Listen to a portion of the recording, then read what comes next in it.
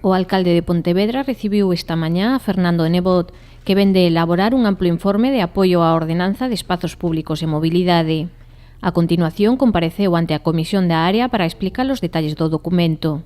De a mellor actualización, etcétera, da ordenanza de mobilidade que creemos que en parte está obsoleta, sobre todo porque a cidade cambiou radicalmente e hai outras necesidades e outros aspectos que contemplar dentro desa ordenanza. Pontevedra tiene, en lo que se refiere a la movilidad amable, en lo que se refiere a la recuperación del espacio para los ciudadanos, en lo que se refiere a la convivencia de usos en el espacio público, muchos pasos dados, y en ese sentido está en un estadio muy desarrollado. Por lo tanto, mi trabajo, a mi juicio, consistía en apuntar una serie de detalles y discrepar de alguna otra cosa, faltaría más. Nebot destacou que en Pontevedra o modelo urbano está consolidado e asumido por todos os cidadáns, polo que só resta estendelo a máis barrios e o rural.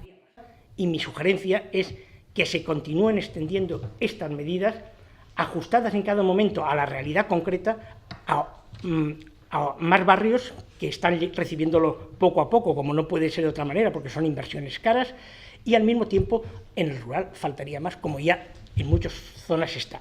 Sobre o informe, explicou que, a partir dunha realidade avanzada, achega pequenos detalles, como aos que se refiren ao uso da bicicleta ou dos vehículos de mobilidade persoal no espazo público. Creo que es importante limitar el uso de estos vehículos en determinados espacios, como digo aquí, y luego, sobre los otros, es una decisión que tendrá que tomar la corporación. ¿Puede la corporación autorizarlos con carácter provisional hasta que la Dirección General establezca algo más de ámbito aplicable a un entorno mayor? Pues podría ser una solución transitoria. Pero claro, para adoptarla, la mínima responsabilidad de la corporación les exigiría tomar medidas sobre temas relacionados, por ejemplo, con el casco, con la edad mínima, con los seguros, etcétera. Salientou que a preferencia peonil e o uso selectivo do vehículo permite diminuir os riscos e incrementar a seguridade, ademais de favorecer a tolerancia e o respecto mutuo no espazo público.